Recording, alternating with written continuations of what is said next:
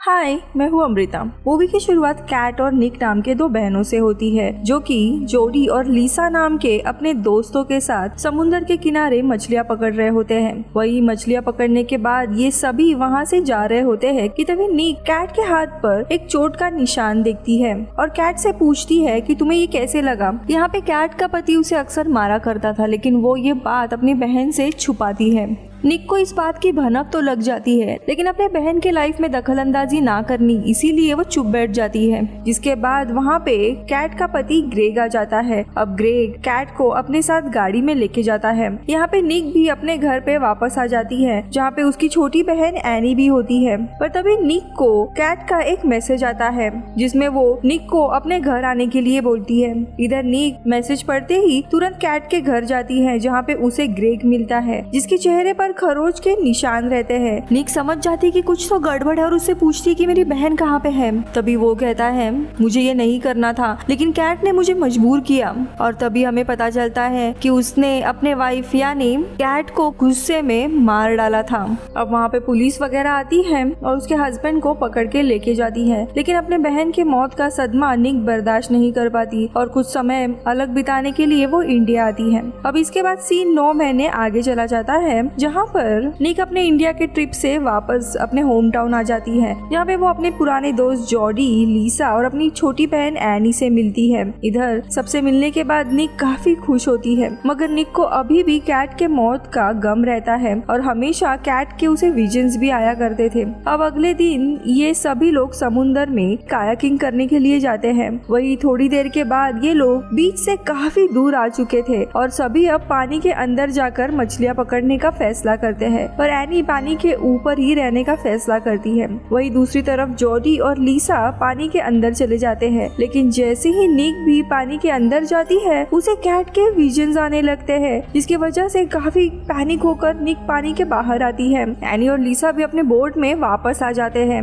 लेकिन निक और जॉडी अभी भी पानी में रहते हैं। इधर एनी बाइनोकुलर से अपने आसपास की जगह को देखने लगती है, जहाँ पे उसे एक आइलैंड पर 2 बच्चे खेलते हुए दिखाई देते हैं। पर इसी बीच में एनी पानी में कुछ हलचल महसूस करती है और तभी उसे पानी में एक शार्क दिखाई देता है, लेकिन एनी सिर्फ शार्क के ऊपर का हिस्सा देख पाती है। जिसके बाद वो तुरंत निक और जोडी को शार्क के बारे में सतर्क कर देती है। इधर जोडी एक मछली पकड़कर पानी के बाहर आती है, लेकिन शार्क की बात सुनकर वो पानी के अंदर वापस से जाती है, पर जोडी को अभी भी शार्क नहीं दिखाई देता। जिसके बाद निक और जोडी वापस अपने बोट में आ जाते हैं। यहाँ पे जोडी एनी से कहती है कि शायद तुमने किसी मछली को देखा जो शार्क की तरह दिखती होगी। इसके बाद ये सभी लोग बीच की तरफ जाने लगते हैं, पर इसी बीच में एनी एक बार फिर से उसी शार्क को देखती है और वो लीसा को शार्क के बारे में वापस से वार्न करने के लिए आवाज लगाती है, लेकिन तभी एनी गलती से अपने बोट के पैडल को पानी में ही गिरा देती है।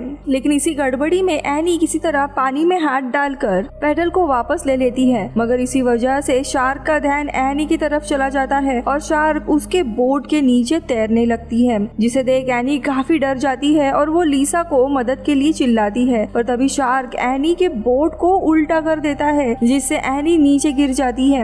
इधर लीसा एनी को पानी में गिरा हुआ देख उसकी मदद करने के लिए आने लगती है, लेकिन तभी शार्क आकर लीसा के बोट को भी उल्टा कर देता है, जिससे लीसा भी पानी में गिर जाती है। अब यहाँ पे एनी बोट को कैसे तैसे सीधा करके उसमें वापस जाने की कोशिश करने लगती है, लेकिन इससे पानी में काफी हलचल हो जाती है और शार्क का ध्यान एनी की तरफ चला जाता है और शार्क एनी की तरफ बढ़ने लगता है, लेकिन इससे पहले कि शार्क उस पर हमला कर दे एनी अपने बोट में वापस चढ़ जाती है। इधर लीसा मदद के लिए चिल्लाने लगती है, जिसे निक और जोडी सुन लेते हैं और अब वो दोनों भी उनकी मदद करने के लिए आने लगते हैं। इधर लीसा धीरे धीरे एनी की तरफ तैरने लगती है, पर तभी पीछे से शार्क आकर लीसा पर हमला कर देता है और उसे वहीं पे मार देता है। इधर निक और जोडी एनी के पास आते हैं और निक एनी की बोट को सीधा करती है ताकि वो लोग बीच पर वापस जा सके, पर तभी इनकी नजर उन्हीं दोनों बच्चों पर पड़ती है जो कि आइलैंड के पास पानी में तैर रहे होते हैं। अब ये देखकर जोडी उन बच्चों को बचाने के लिए अकेले ही जाने लगती है और निक और एनी वही पीछे रुक जाते हैं, लेकिन तभी जोडी देखती है कि शार्क अब उसके पीछे आने लगा है, इसलिए वो जल्दबाजी में आगे बढ़ने का फैसला करती है। थोड़े समय के बाद जो पीछे मुड़ के देखती है, पर अचानक से शार्क शार्क पानी में कहीं गायब हो जाता है। जिसके बाद फिर हमें वही दोनों बच्चे दिखाए जाते हैं, जहाँ पे विंस्टन नाम का लड़का अपने दोस्त डेमी के साथ पानी में एक लकड़ी की नाव पर खेल रहा होता है। लेकिन फिर विंस्टन पानी में उठकर तैरने लगता है और तभी डेमी पानी में शार्क को देख लेती है और वो तुरंत विंस्टन को बताने की कोशिश करती है कि वहाँ पे शार्क है। जिसके बाद विंस्टन किसी तरह पानी से बाहर आ जाता है और इसी बीच में वहाँ पे डेमी की माँ भी आ जाती है। तो वही डेमी अभी भी उसी बोट पर फंसी रहती है और तभी शार्क अचानक से आकर बोट पर हमला करता है, जिसकी वजह से डेमी पानी में गिर जाती है और तभी शार्क डेमी के एक पैर पर हमला करता है। पर तभी वहाँ पे समय रहते एक जोड़ी आ जाती है और वो कैसे तैसे डेमी को पानी से बाहर निकाल लेती है और वापस आइलैंड पर छोड़ देती है। अब थोड़े समय के बाद निक और एनी भी उसी आइलैंड पर आ जाते हैं, जिसके बाद वो सभी लोग डेमी के चोट का इलाज करते हैं। इधर निक डेमी और विंस्टन के माँ से मिलते हैं और उनसे पूछती है कि आप लोग इस आइलैंड पर क्या कर रहे हो। जिस पर विंस्टन की माँ निक से कहती है कि हम लोग यहाँ पे 2 दिन पहले ही अपने फैमिली के साथ आए हुए थे, लेकिन हमारे पति कैंपिंग के लिए गए हुए हैं और 1-2 दिन के बाद ही वापस लौटेंगे। इधर विंस्टन की माँ इन्हें एक मोटर बोट दिखाती है, जिसमें बैठकर ये लोग सबसे पास के आइलैंड पर जाकर मदद लेकर आने का फैसला करते हैं। जिसके बाद ये लोग अपने बोट को उसी मोटर बोट के दोनों तरफ बांध देते हैं ताकि पानी में बोट का बैलेंस बना रहे। और फिर निक, एनी और जोडी उस दूसरे आइलैंड पर जाने के लिए निकल जाते हैं। इसी बीच में एनी और निक, जो कि दोनों बहनें होती है, इन दोनों में भी बहस होने लगती है, क्योंकि इनकी बड़ी बहन यानी कैट के मौत के बाद निक सीधा इंडिया चली गई थी 9 महीने के लिए और यहाँ पे एनी बिल्कुल भी अकेली हो गई थी और इसीलिए वो निक से नाराज होती है। पर तभी इनकी बोट में अचानक से पानी भरने लगता है और तभी इनके बोट का मोटर भी खराब हो जाता है। जिसके बाद ये लोग पैडल करते हुए आइलैंड की तरफ जाने लगते हैं, लेकिन इसी बीच में शार्क इनके बोट पर वापस से हमला कर देता है और एनी पानी में गिर जाती है। यहाँ पे शार्क एनी को पकड़ने के लिए वापस आता है, लेकिन इससे पहले ही निक पानी में जाकर कैसे तैसे एनी को वापस बोट में लेके आती है। अब सब शांत होने के बाद निक अपनी छोटी बहन एनी से माफी मांगती है उसे अकेला छोड़ने के लिए और आगे बताती है कि उसे कुछ समय चाहिए था ये सारी चीजें प्रोसेस करने के लिए, क्योंकि कैट की मौत के लिए वो खुद को जिम्मेदार मानती है। क्योंकि मुझे पता चल गया था कि कैट और ग्रेग के बीच में हालत काफी खराब थी, लेकिन मैं कुछ भी नहीं कर पाई।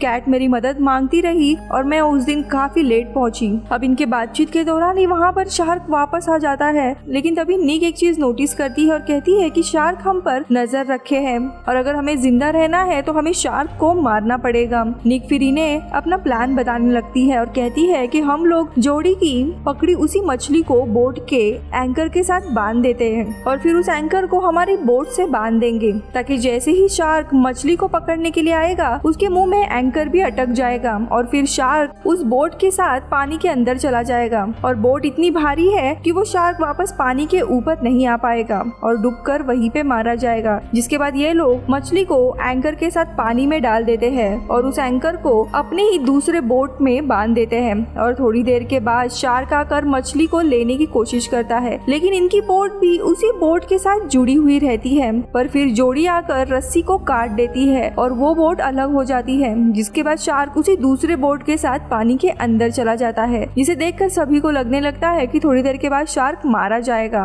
और वो लोग काफी खुश होते हैं। अब थोड़े समय के बाद ये लोग उसी दूसरे बोट को अपने बोट से अलग कर देते हैं और पैडल करते हुए आइलैंड की तरफ जाने लगते हैं। पर तभी वो शार्क अचानक से आकर इनके बोट पर हमला करता है और जोड़ी पानी में ही गिर जाती है, लेकिन निक और एनी जोड़ी को कैसे तैसे बोट पर वापस लेके आते हैं। वही शार्क इनके बोट पर वापस आकर हमला करता है, लेकिन वो बोट को उल्टा नहीं कर पाता, जिसके कारण वो खुद जख्मी होकर वहाँ से जाने लगता है। इसी बीच में निक की नजर बोट में रखे हुए नेट पर पड़ती है और तभी शार्क वापस से इनकी तरफ आने लगता है और ये देखकर ये लोग उस नेट को शार्क के ऊपर फेंक देते हैं, जिससे कि शार्क नेट के अंदर फंस जाता है। लेकिन यहाँ पे एनी भी इस नेट के अंदर फंस जाती है, जिसे देखकर निक पानी में उतरकर एक चाकू लेकर शार्क के ऊपर लगातार वार करने लगती है, जिससे शार्क की मौत हो जाती है और एनी की जान भी बच जाती है। जिसके बाद अब सीन शिफ्ट होता है और हमें मूवी के आखिरी सीन में दिखाया जाता है, जहाँ पे निक, एनी और जोड़ी उसी बीच पर घूम रहे होते हैं